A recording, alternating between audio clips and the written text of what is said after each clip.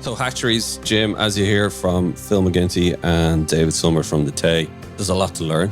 There's a lot to digest. People are talking about it more and more.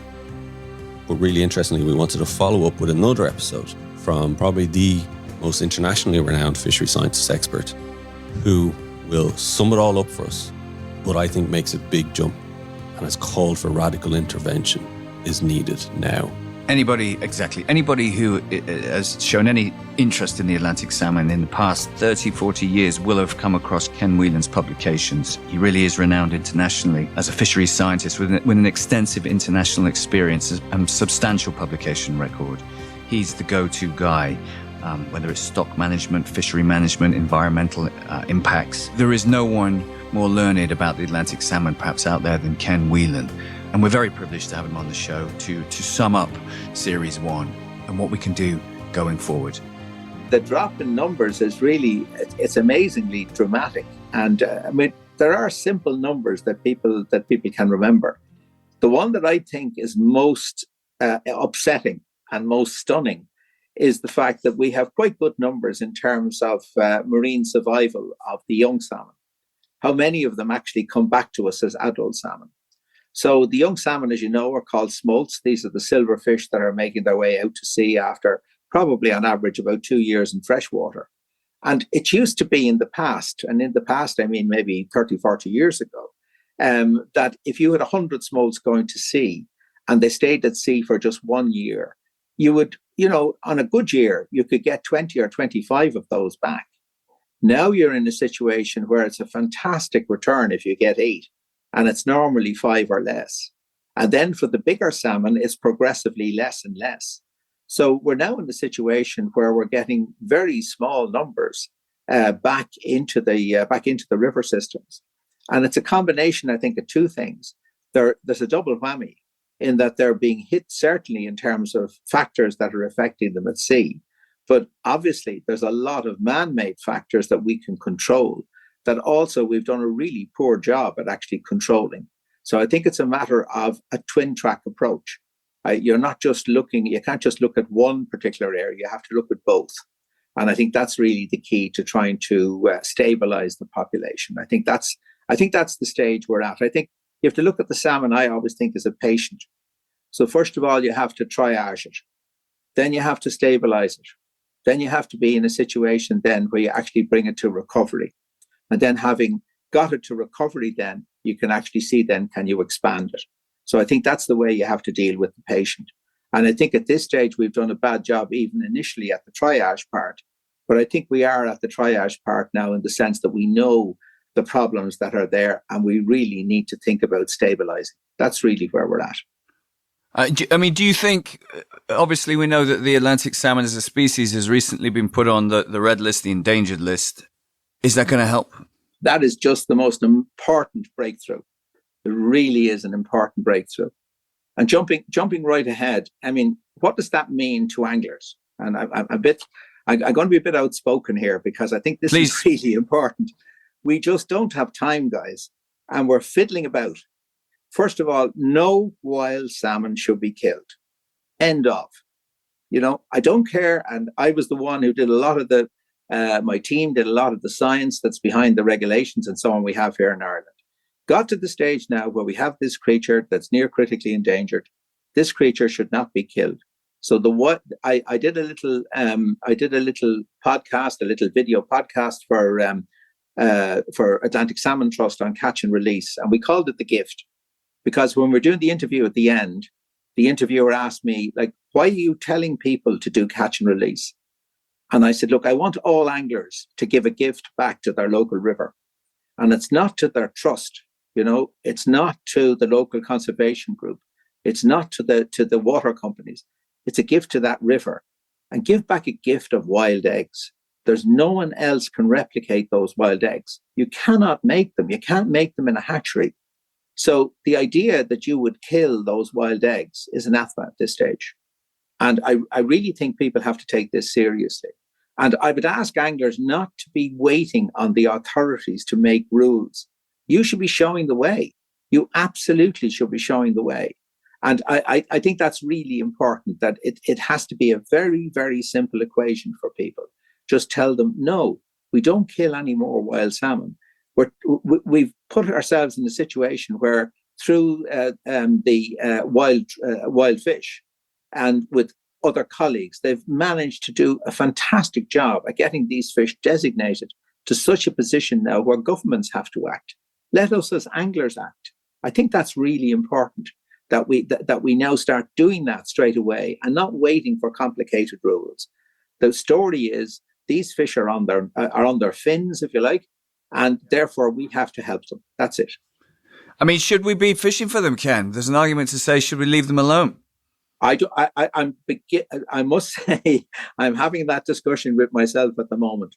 I think in a situation where you have a good surplus of salmon, and we're lucky in Ireland, in some of the rivers, we still have a reasonable surplus of salmon. I think there's a justification there. I think there's certainly a justification if we go ranching. And I think we have to start looking at ranching as a real alternative. And I've been involved in ranching for many, many years. There's a huge amount of confusion about what ranching is and a lot of misinformation about what ranching is. But I think in the context of trying to support rod angling into the future, ranching has to play a major part in that. And I think in rivers that are under pressure, I think people really have to think about the consequences of fishing in those particular rivers. So I think that debate has to come to the fore. Well, let's maybe start it, Ken, in terms of, because obviously your expertise and knowledge, just explain to people what is ranching, what's maybe gone on before, has it worked, has it not, and why you're arguing for the need of it. Okay, well, let me just explain a little bit about this thing about the surpluses and so on, because this is bread and butter to me, but some of the folks listening to us may not be as familiar with those particular concepts. So the salmon, one of the reasons it's such a fantastic creature is that it lays a very significant number of eggs. So it produces something like 650, 700 eggs per pound body weight. And this isn't because it's trying to actually be wasteful, but it's trying to produce very large numbers of juveniles because the survival to that stage where they're going to sea is quite low. So you can take it on average, it's about 1%. So about one of those eggs will eventually go out to sea as a little smolt in an entirely natural situation. When they come back in, if they're very successful and they lay as adults lots and lots of eggs, they can at times then produce very significant numbers of fish back into their rivers under very natural situations. At that time, you have more fish in the river than are technically needed to keep it going biologically. And that surplus is what anglers really depend on to have really good fishing.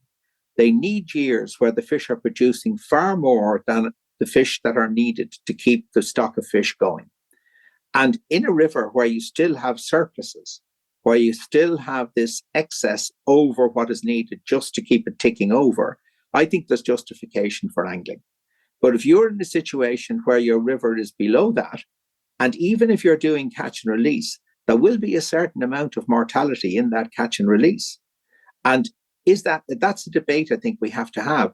Is that very small mortality, is that now acceptable? Are we happy that that's acceptable? I don't know. I think we need to have a discussion on that. I'd be concerned about it because I think if we're going to actually maintain a position whereby we're trying to protect a creature that now is almost endangered, I think it will be hard to justify fishing for them in a situation where a particular stock is under pressure. And is that why you're looking at the ranching, you think, as a kind of a way to kind of... Well, the ranching is purely as... I'm very conscious, having worked so long in Scotland, I'm very conscious of the importance of these fish to owners and to bigger estates and so on. The model in Ireland, Jim, as you probably know, is very different. Most of our waters are run by small individual owners or by clubs. We don't have the big estate issues that you'd have in Scotland. So there's always going to be kickback in terms of we have to keep the rod fisheries open. I think we'd all like to see rod fisheries open as well. And ranching can achieve that, but only in particular locations and only if people understand what ranching is and how it works. And I think that's really important. And what tends to happen is that, people get some wild eggs and they grow some wild fish and they get some wild smolts and they put them in the sea and they say, well, that's ranching. That's not ranching. And I think they need to understand what's involved, the complexity of it, and the cost. The cost is very, very big, but it is an option if we're keen to try and keep some of our rod fisheries functioning. The most important thing to understand is that ranching is an aquaculture operation. Okay, so this is a different form of aquaculture. This has nothing to do with wild fish. You're using the wild fish as the ingredient originally, but you're developing a form of aquaculture. So the chap that I replaced in the Salmon Research Trust and then became Salmon Research Agency was a wonderful, innovative biologist called Dr. David Piggins. And when he was running the research station in Mayo, he needed additional fish for his experiments. And the number of wild salmon he had was very healthy, but he didn't have any surplus salmon to any great extent that he could use for tagging and for doing all sorts of different studies. So he read up about ranching in the Pacific, and he decided that he would go salmon ranching in Burrishoole in Ireland. And this had nothing to do with angling. This was to do with producing more fish for experimental purposes. So he started about 1964-65, taking grills, wild grills, coming in from the sea and taking the eggs from them, and of course producing then the smolts in captivity. Then what he did was he actually took a very, very long time to develop a core ranching stock. So only the fish that came back from the sea were used as adults for the next generation. So he didn't mix in any more wild fish. So over a 10, 12, 14-year period, he built up and built up and built up his actual brood stock of ranched fish. Now, there were no genetics available to him at the time. So this was all done with old-fashioned but very efficient fish husbandry. So having built up this stock of fish, he realized that these fish, the return rate of these fish was actually improving over time. He was really very, very good at fish husbandry.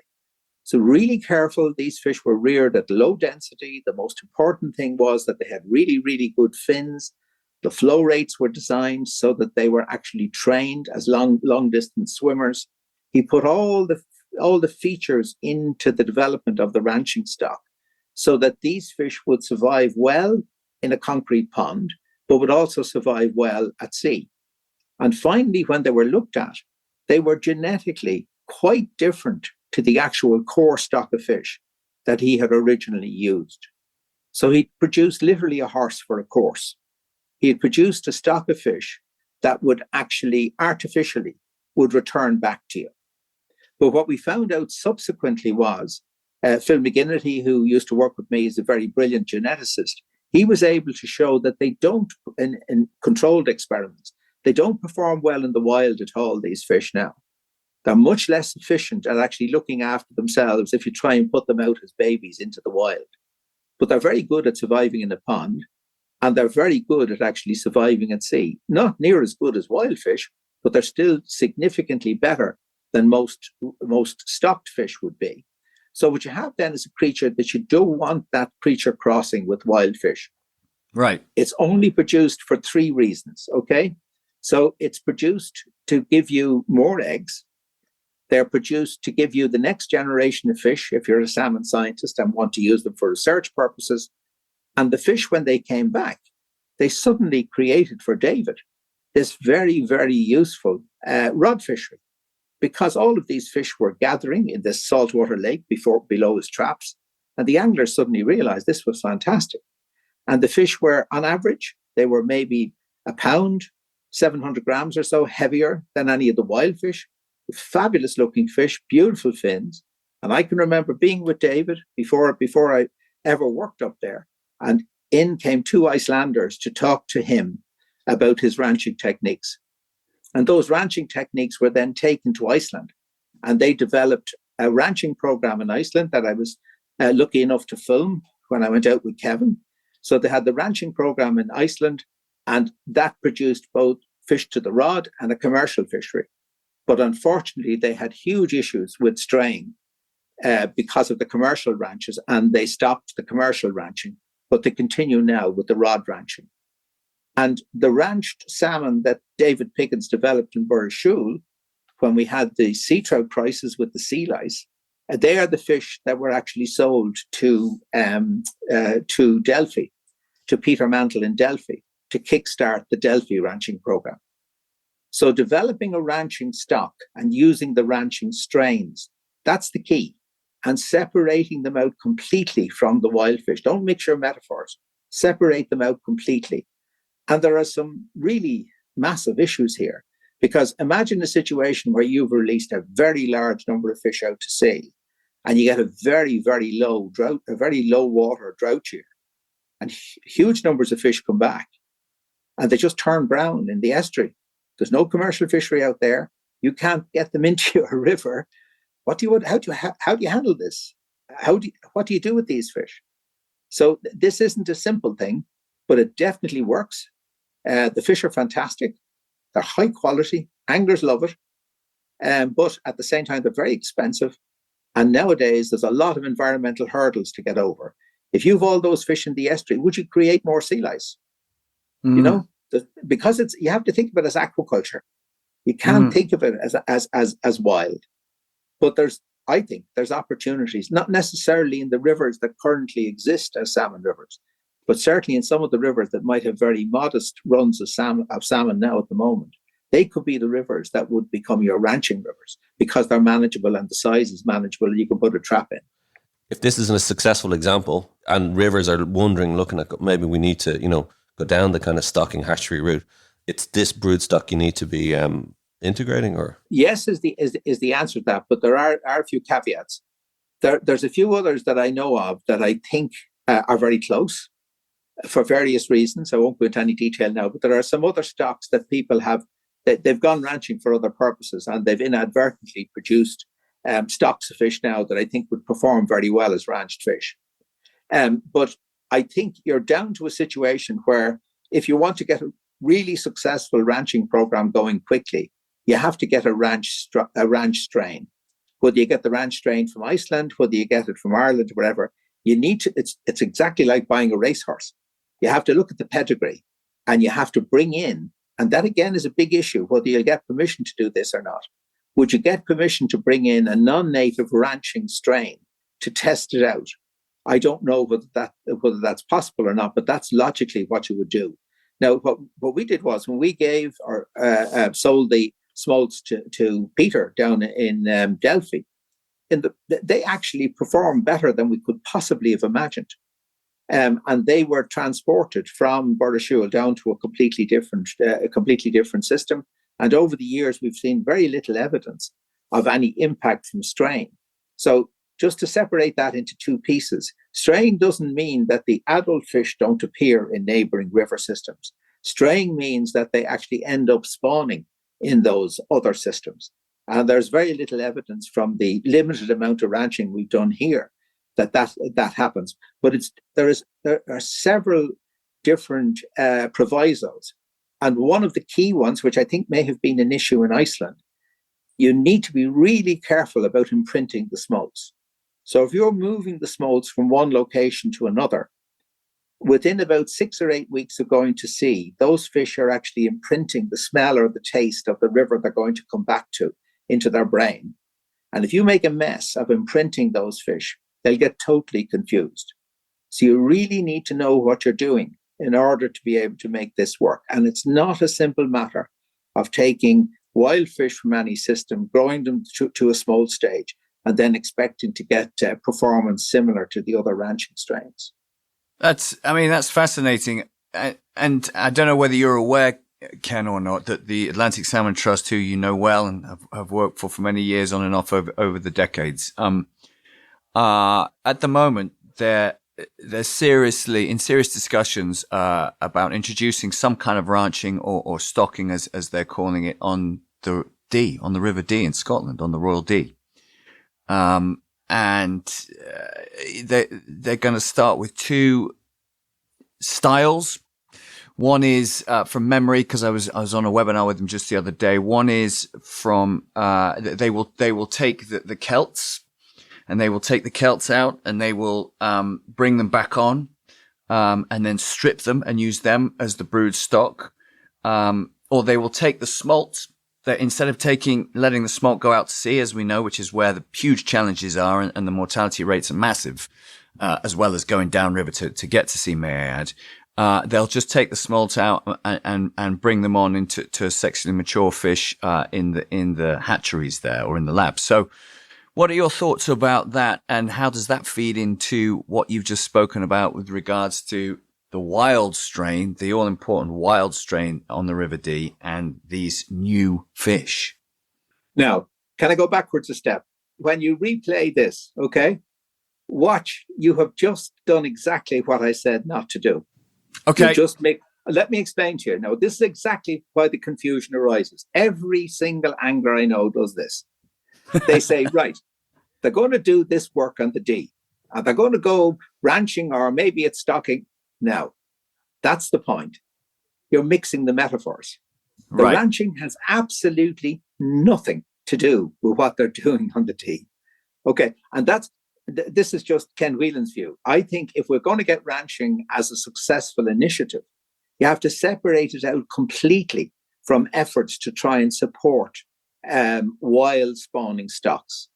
It has absolutely nothing to do with supporting wild spawning stocks. It's purely to give eggs, to give fish flesh if you want to harvest the fish, which they do in Burrishoole to offset the cost, or if you want to give angling. So it's an aquaculture initiative to provide you with fish. So can that only be done, Ken, then in a dead river, so to speak? No, it can be only done in a river where you have a trap. And that was one of the big contentious issues on Delphi, was that originally there was a trap to be put in on Delphi. So what they do on Delphi is they do netting in the autumn time to take out as many of the ranched fish as they can. But my own personal view is I don't think that's adequate. I think there should be a trap. And what you do is you adipose clip, you clip the little fin on the back of the ranched fish. And if you have a trap or a lifting floor, as we have in Burrishoole, you can separate out the fish just by sight, and you can lift out the ranched fish. You can separate them out from the wild. And that's why in the bigger rivers, it would be very, very cumbersome and complex to try and do this. But to get back to Jim's question, and obviously I'm still associated with AST. I'm lucky enough to be one of their vice presidents, so I'm well aware of this particular project. I think we're at a stage now with some of our really valuable stocks where intervention is absolutely called for. I think we can't sit back any longer and think it's going to repair itself. We have to see if we can help it along. And I think, as I understand it, in terms of what they're doing on the Dee, I think it's very sensible. They're taking techniques that have already been looked at and partially developed in other countries. There's been some very good work in the Bay of Fundy. There's been some work that I'm well aware of in France. There's been some work in Norway, all of which are around these particular type of approaches. So if you have a fish that has already laid her eggs, and you can then get that fish back to a situation where it's holding eggs the next year and release it into the wild, and you get a second batch of eggs out of that particular female, they're seeing whether or not that is useful in terms of boosting the stocks of juvenile fish. And most importantly, whether or not the fish that come back at the same rate, i.e. that the survival is the same from a reconditioned Celt, from the juveniles from a reconditioned Celt, as distinct from a wild Celt. So again, I think that's very good, because again, it takes out the very big losses that you see. Generally, we see maybe about 5 or 6% of our fish coming back as previous spawners. We tend to get quite high survivals, funny enough, out as far as the ocean.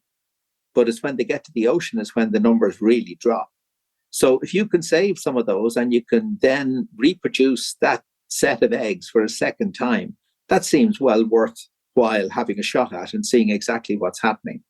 And then the idea with the smolts is that you let the smolts basically sort themselves out in terms of what I was describing earlier, where there's huge competition amongst the eggs and the fry coming out from the eggs and the parr and so on. So you end up with very tiny number of smolts, relatively speaking, going to sea. But if you can get over the marine survival part and actually get those perfectly wild fish to the adult stage and try them in freshwater by again releasing them and letting them spawn naturally. Again, I think those two things are well worth looking at and seeing what contribution they'd make. And the purpose there is to protect the wild stock of fish. So that's why I'm separating out this from ranching. I see ranching as a substitute for the angler's need to go angling. But I think that all of these other things then would happen in the background, where you would actually be trying all these innovations. And it's great to see now that AST are working with colleagues in places like Maine. There's been some fabulous work ongoing in Maine for the last 5 or 6 years, looking at how we can help nature along. It's quite complicated because the genetics of all of this are very complicated, but I think it is time to intervene, and I wholeheartedly support those initiatives. Great. Just on that, on the subject of genetics, Ken, obviously the big question, or one of the big questions, is if we start stocking in the manner that you've just described so wonderfully, such as they're planning on the D. The unknown, I guess, is if we take out the fish going out to sea, or we take the eggs from a reconditioned Celt, is that going to mess with the DNA, with the genetics, and therefore the sort of the survival of the fittest, to put it crudely, the Darwinian nature of the salmon? Is it going to take away the strongest survive, and that's what we need ultimately, especially now? We're in a situation where I think the numbers are now so low. I mean, they have a beautiful index system called the Gurnock Burn that I've been watching for decades on the D. If I remember right, the Gurnock was down to 2 fish, I think, a couple of years ago. So, putting what we're describing into the Gurnock is actually, it's not going to damage anything. So I think they're going to be super careful, and they have a really good team of geneticists who are well aware of this stuff, and we've great new technology. So they're really, really conscious of the fact that this is tricky. But at the same time, they're not going to be producing very large numbers of eggs. So if you sit down with your calculator, I always do this. If you sit down with your calculator and just work out the number of eggs that are being laid in your local river very roughly, you'll see that it comes to huge millions very quickly, and huge millions of fry and very significant numbers of smolts, even at a time when our survivals are low. So the very modest number of fish, of experimental fish, if you like, that will be released are very useful and significant, hopefully, for science. But they're not actually going to impact on the genetics of the overall stock, unless you're in a situation where they prove to be really successful, and then they'll mass produce them. But they'll only mass produce them if they're absolutely certain that they're going to produce an analogous fish to the wild fish. And that's what I mean by intervention. I think we have to be seen to be proactive, because in the past, what would we have done in the past? So in the past, let me take the River Moy that I know well in Ireland here, which has a phenomenal potential in terms of numbers of fish. I'm sure in the past, the Moy was probably holding somewhere in the region of 120, 180,000 spawning fish in the autumn time. That's how productive this river is. So we know from the work again of Phil McGinnity and his colleagues that there's 4 or 5 absolutely completely different stocks of fish in the River Moy. So we would have gone down to the ridge pool with our net last September, and we would have taken out our brood stock out of the River Moy, completely unaware of which stocks of fish we were taking these fish from. We would have put them in a hatchery. We would have decided, probably, as most hatchery operators do, myself included, you tend to be drawn to the really healthy looking fish. So you take the big healthy male and you take the big healthy female, and you're stripping fish from 2 completely opposite ends of the catchment. You're then going up, let's say you're releasing fry. You're then going up in sort of May time. You're picking what you subjectively think is a lovely stretch of river, and you're pouring these fish in there, probably into the mouths of very hungry trout. So you've messed with the genetics, you've messed with the biology. So I think we know enough now not to do that. But I certainly think we can't sit back and fiddle while Rome burns. I think we now have to very carefully start moving forward. And that's why the pressure is going to come on now, where people still want to go fishing So we have to look at new things. And that's why I'm just suggesting the ranching as a discussion point. Let's think a new thing. So we're hearing of hatcheries, we're hearing of stocking, but should we just be looking at and calling it from ranching from now on? If it depends on your objective. So we had a big conference, I think it was 2013, a wonderful conference on stocking. And we'd everyone, with all the players. We had the anglers, we had the managers, we had really good scientists from all over the world. It's all on the internet. All the presentations are still on YouTube. At the end, at the discussion period, I said all what I've said now at that meeting. It fell on deaf ears. But anyway, at the end, when I was doing the discussion period, I asked one simple question. I asked the audience, are you here because you want to catch more fish, or are you here to save the wild salmon? And they all told me they were there to save the wild salmon. And I don't believe them. I think at least half of that audience were there because they want to catch more fish. And as a biologist, I'll respond in two different ways. If you tell me you want to catch more fish, I'll think about ranching. If you tell me you want to actually protect the fish, I'll start closing rivers and I'll start stopping angling and so on. And there's a contradiction there. And it's just for people to be clear as to what they're doing. And I think, of course, they should be protecting the wild fish. But the timeline for generating the surpluses to give you angling is very long. So many years ago, we were closing the drift nets. We were buying out the drift nets here in Ireland. And we were a week away from the decision in our parliament in relation to that. And a friend of my dad's rang me from the River Slaney. And he asked me a very simple question. He said, Ken, when am I going to have wild salmon on my table at Easter again? Okay. And I said to him, well, looking at the data we have from the Slaney at the moment, which was in a particularly bad state, it's a beautiful river, Jim, you'd love it. It's all 2C winterfish, very few grids, beautiful small 2C, just like the D, 2C winterfish. And it was on its knees at that point. And I said to him, well, I think it'll be at least 50 years before we'll actually get to where we were 20 years ago, and he got really upset. Not with me, but the reality of what we were dealing with. Because at the end of the day, I said to him, look, it takes 5 years to produce one particular cycle of springers. 10 years, it's only 2 cycles, okay? So 50 years, it's only 10 cycles. Yeah. So in reality, from the modeling my colleagues were doing, that seemed fast. That was good. So that's the problem, is that people, we obviously all live within our own little lifespan. We have to, and think more importantly, within that lifespan. So because of that, we tend to want things to happen within that time period. And if they're on their knees like this, we have to be realistic in terms of where this particular program is bringing us. So I think the D one is very good because they're looking initially at 2030. And overall, they're looking at 2050. I think those timescales are real. I think they're very good. But again, I know I'm harping on about this, but I think we need to be thinking about angling as well, because people are confusing the two things. They are thinking that this is going to produce big numbers of fish on the rod. It's going to save the salmon, but it's not necessarily going to produce big numbers of fish until you're generating surpluses. And that's going to depend a lot on the marine as well. So I think it's the problem, Ken, that scientists, a lot of fishery science, is approaching it from the wild salmon perspective. So there's a lot of opposition to hatcheries, ranching, any of that kind of stuff. They say, no, you have to focus on the conservation. Here's the science that says hatcheries don't work. Here's the science that says you can't go down that route, in the sense of that it'll just damage the wild stock, and let's not even consider it. Which is why I'm saying it's really enlightening to hear you, Ken, say we need to actually start looking at this. To be honest, let me put myself in my professional role in the past, when I particularly was with the Central Board, when I acted for a time as an advisor to the Minister. My job was to protect wild salmon. That was my job. So it was in that context. That's why I asked the question in 2013. I explained to people, as a biologist, I think my job is to protect wild salmon.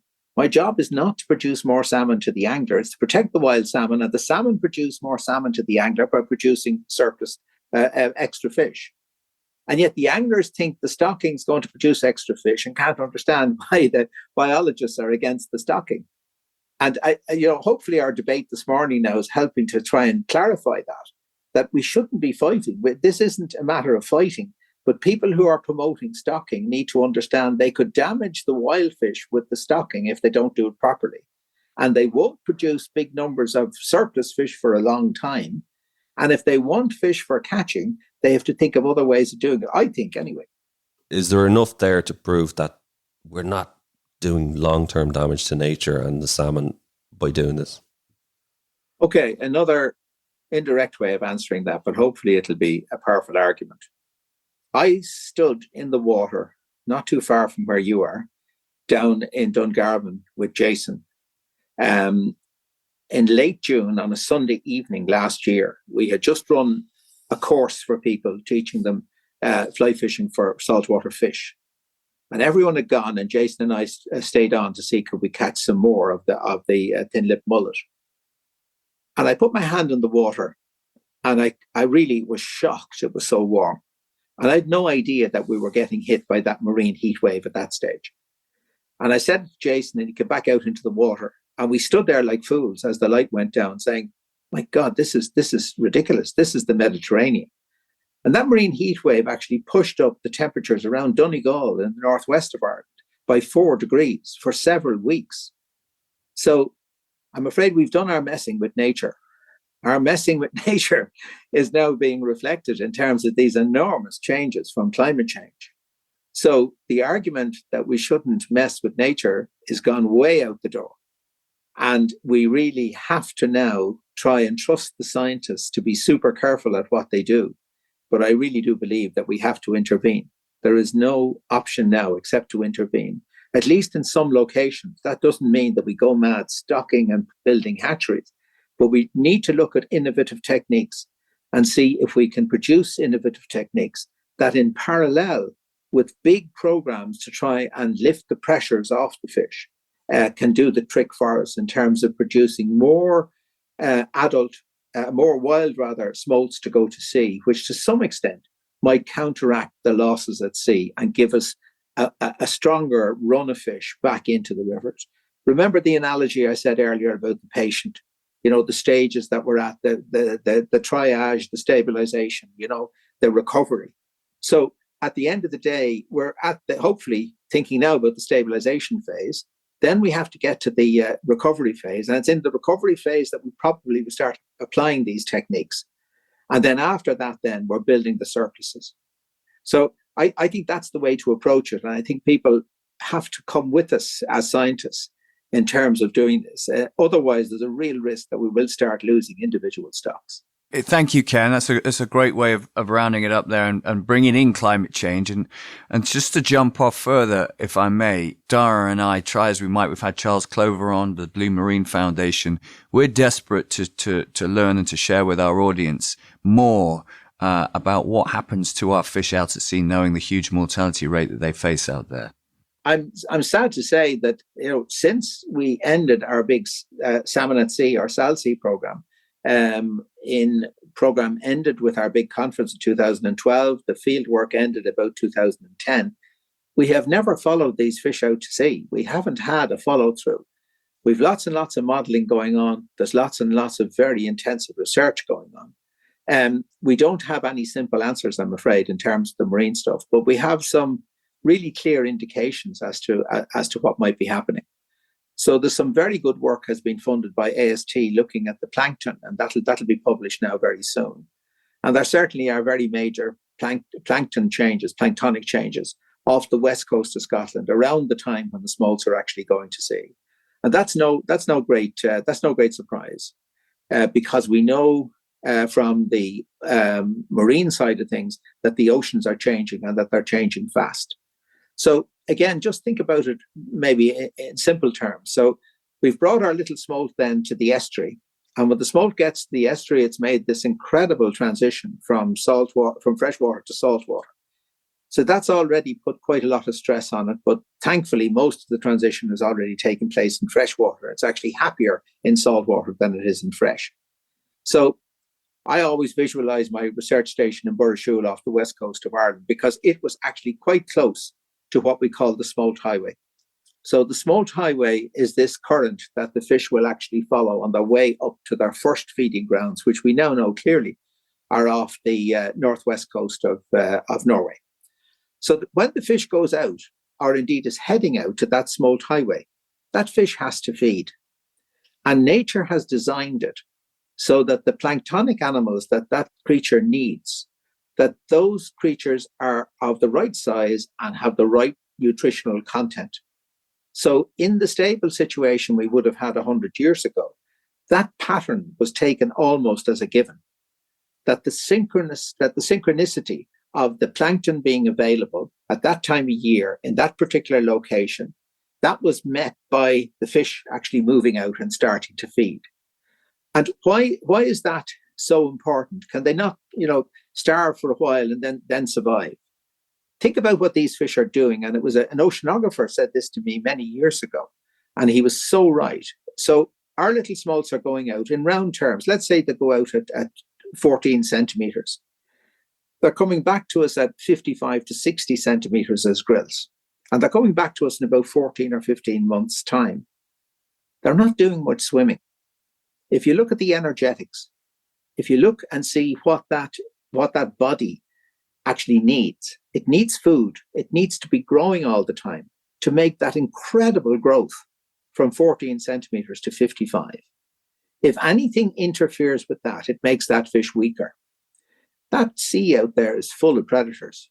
And if that fish is any way weaker than it should be, good night, it's gone. And I think that's really what's happening. I think we're in a situation where the changes in the ocean are so profound that we're having hit and miss years. We're having a situation where at times everything goes right, but much more frequently now, things are going wrong. If they get stuck in the wrong current, we've saw that from Salsea. And surface currents are really important to smolts because they're right at the very surface layers of the ocean. If you have winds going in the wrong direction, that can actually change the surface currents. So my little fish coming out from Northwest Ireland, rather than turning right and going to Norway, if the winds are wrong, he may basically end up going slightly left and over towards Iceland. He's gone then. He's gone to me. He's not actually going to make the grade at all. So it's all down to the way the marine environment is moving. And at this stage, from a salmon point of view, we don't have enough information to be able to see exactly what's happening. But what I found very frustrating was the fact that when the big Salsea program was ongoing, we managed to identify, at least tentatively, where the first feeding grounds for these salmon were. And we came up with this idea that, look, if the fish are gathering there every year, could you not survey them in that particular location and see how well they're doing? At least you could tell people a year in advance, this is a very bad year or this is a very good year. And we've never done that. So we leave them on their merry way. We build lots and lots of models. We fund lots of research. My feeling is, and I'm biased because of the amount of effort we put in collectively to try and get out to sea the first time, I think we're mad not to be out there following them, because I don't think we can possibly understand what's happening if we're not out there at various stages following them on their track. It seems so obvious, and it's something that I'm personally very fascinated in. I'm trying to get a project off the ground to do exactly that. But it sounds very simplistic to say let's follow them and then we can monitor them. But the reality of that, how are you gonna? You can't. What do you do? Do you follow a tagged smolt? I mean, that's going to be tricky. How do you follow fish that are going out into the open ocean to the Voring Plateau or wherever they're going? How do you monitor them to the extent that you need to get that data? When we started Salsea in 2008, this is what we faced. So we had these ships that we had got, maybe 18, 20,000 a day for a ship. We got these ships we got for nothing, to involve us in the program. And we went out there not knowing what we were doing. And the very, very first haul of fish we took off Galway, we got 2 salmon smolts and 2 or 3 sea trout. And we got fish almost the whole journey. We got 3,000-4,000 fish during the journey. So I think we know enough about it now in terms of the smolt highway, the location of the fish. And remember, the fish can't swim all over the ocean when they're tiny. Keep thinking about the energetics. These fish have to keep retaining energy, not wasting energy. So they're going to feed within the current. So if you know the pinch points in the current, you can actually sample those pinch points on the way up. And you certainly can sample in the area where they're feeding because they're being caught as a bycatch. And the Norwegian scientists can actually sample them whenever they wish. So yes, there are ways of doing it. And in the past, we had to unfortunately, we had to kill the fish in order to get the samples. So perhaps we can go a step further and we can actually start looking at other methods. So one thing that fascinates me, because I've been involved with environmental DNA now since maybe about 2016 or so, I think we're in a situation now where we probably could start taking water samples, and where we can screen the water samples for salmon DNA in those pinch points, and start understanding then what's happening in terms of not so much looking for the fish as looking for evidence of the fish. It's well worth a try. I mean, again, it's a matter of pushing out the boat here. Not saying like we can't do it, but let's go out and try. Let's see what works. We had a great example of that with a paper that's just been published, where one of the Marine Institute wave gliders from Ireland here, we put it on station off the west coast of Scotland in an area where we had picked up quite a lot of smolts during the SALSI program. So we had this tube-like submarine just under the surface, right? So the base is under the surface. It's on the surface as such, but it has part of it is just submerged. So it's waving. It's moving along on the waves, okay, and it's going east-west, east-west. So it's on duty, seeing kind of pick up some transmitter tags from the smolts, and it managed to pick up 4 smolts. I mean, this tiny little yellow tube managed to pick up 4 smolts because the scientists, I should say, put it in an area where from the netting we had shown that there was quite a concentration of smolts in the past. So we need to be building on these things. One of our biggest issues is the fact that we manage our migratory fish as freshwater fish. So we are not part of the marine world. We don't have access to ships. We don't have access to the marine programs. It's improving, but it's very, very, very slow. And that's been a real difficulty for us down the years. I mean, am I right in thinking that one of the main hurdles, as basic as it is that the Atlantic salmon isn't classified as a marine animal, as a marine species at the moment, and therefore, we're not open to those resources. We don't get the offer that other marine species do that are in peril. Yes, is the answer to that. But again, just to give people some good news, there was a big program run by primarily the lead partner was the Game and Wildlife Conservation Trust with lots of other partners. But there was a big program run in the English Channel that was called SAMARSH. And as a result of the SAMARSH program, they managed to identify a lot of issues in terms of both salmon and sea trout that relate to this lack of designation. The fact that they're not seen as a legitimate component, inverted commas, of the marine environment. We're not looked to in terms of giving advice when they're building these big marine management programs, because salmon and sea trout are looked on as incidental. So the Game and Wildlife Conservation Trust at the moment are doing a really incredible job with the help of the Environment Agency and several other groups. They're reviewing all of this, and they're saying, how can we redesignate this fish that, in the case of bigger salmon, spends most of its life at sea? So people are conscious of the fact that they're dealing with this creature. And now, again, that it's designated as near endangered, that gives us fantastic power in terms of being able to make these arguments in ICES and in Brussels. It sounds like, and I just want confirmation from you, that we need to fund, because it's going to cost money. Anything going out to sea, as we know, is expensive. But does it sound like what would be really useful at this point in time is a campaign that really gets behind studying the fish when they're out at sea? I know we've had a documentary in Lost at Sea, but it seems like we need to step it up a gear. And that's certainly, if that's the case, it's certainly a campaign that I would be very happy to get involved with. What are your thoughts? Yeah, I think the most important thing is to have a champion within the marine world. I don't think ever again we should try and do it separate to the marine world. That was a nightmare. I mean, great, another documentary to tell you the story of SALSI, which was really fun. But when I think back on it, my God, it could so easily have gone bottom up. Because of the fact we didn't know what we were doing. We were in a strange world. We were trying to do all this stuff afresh. I think we do have really good openings through ICES, which is the International Council for the Exploration of the Seas.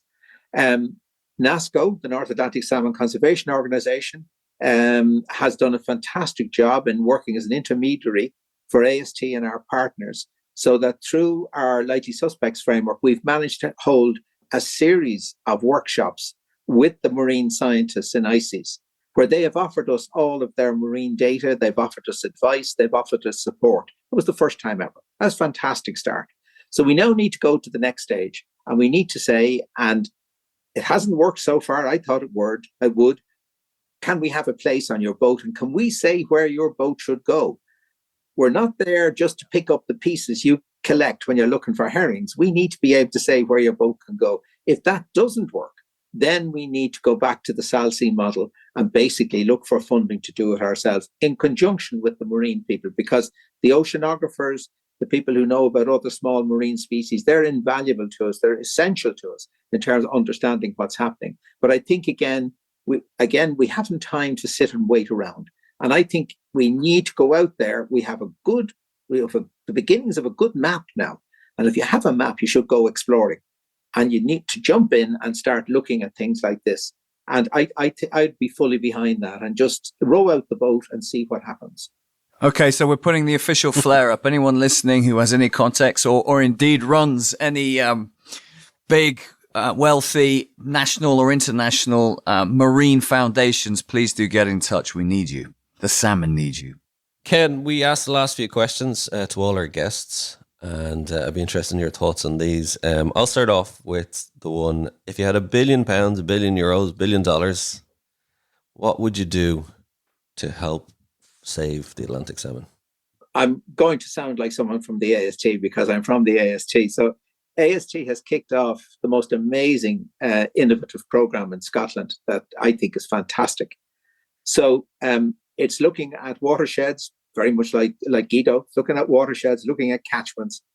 And it's saying everybody at this stage is putting money into biodiversity loss and into climate change.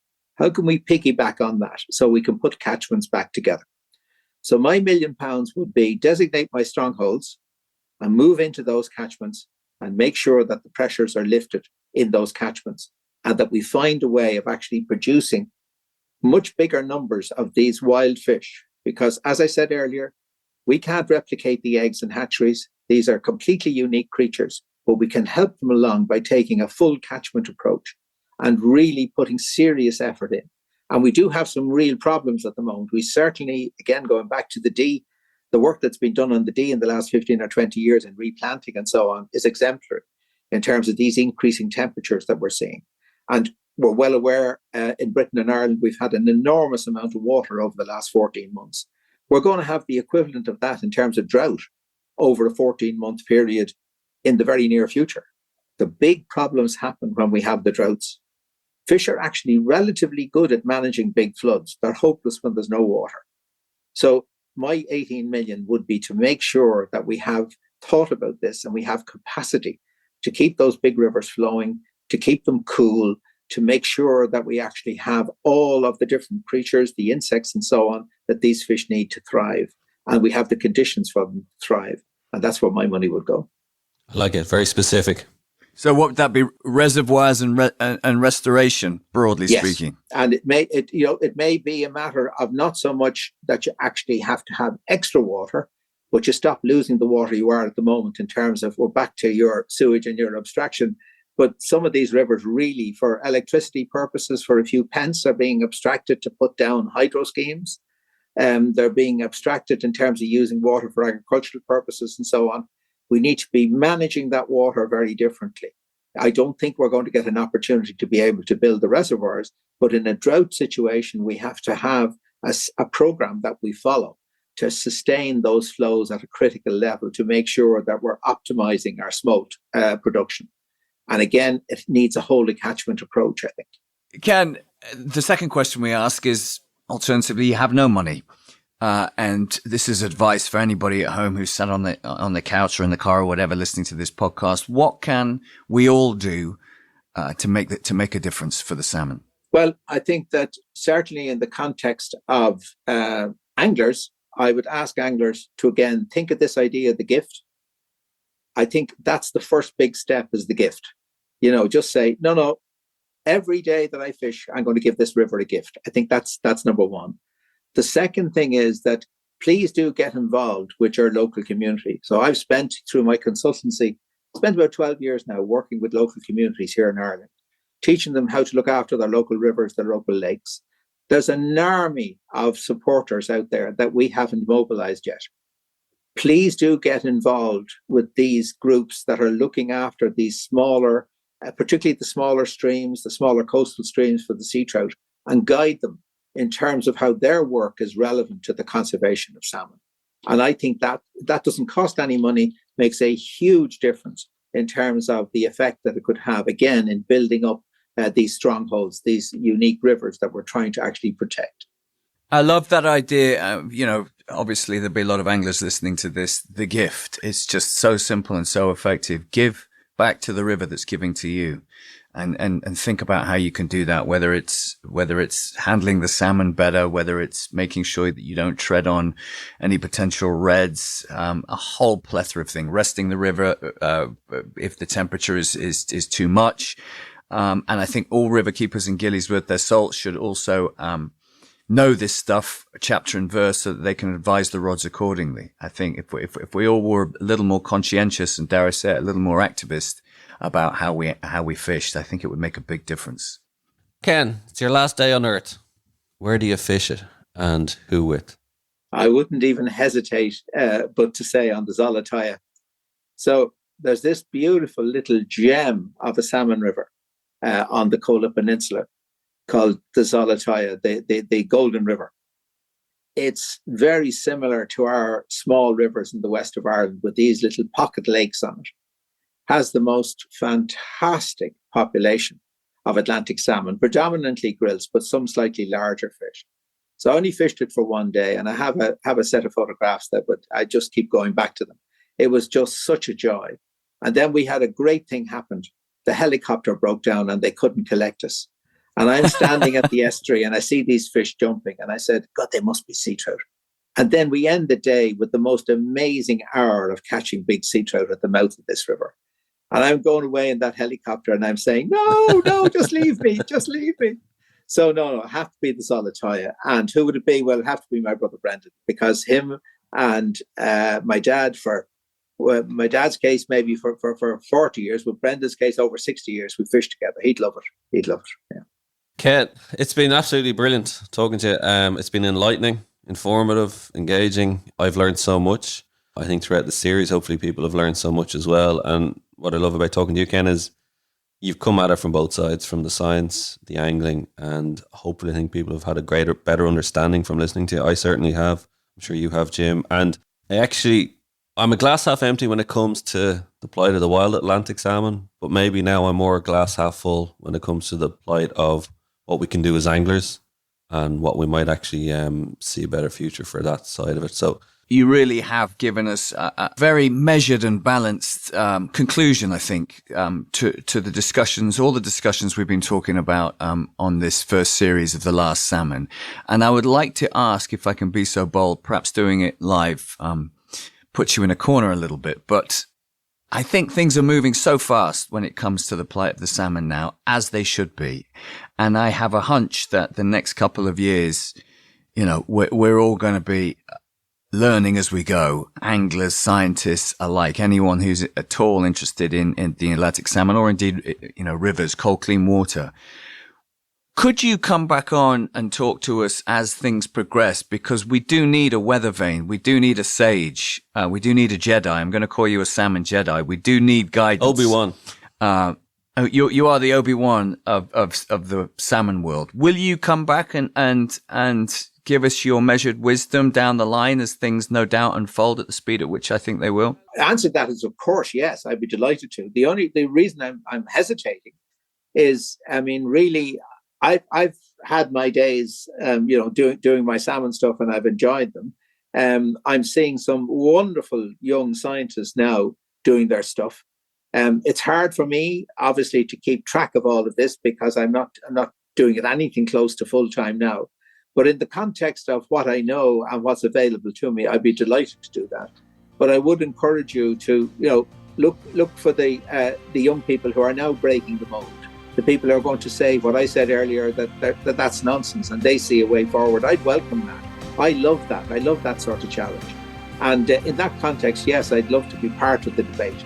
But I think at this stage, it's going to move on very quickly, as you say. And I think it has to be an integrated approach between the marine and the freshwater if we're going to make any sense of it. Ken, thanks so much. It's been an honour and an education. It was a pleasure. Coming up in the final episode of The Last Salmon. We've got a bonus episode for everybody here, haven't we, Dara? We've been closely following the story at Iceland that we opened the series with.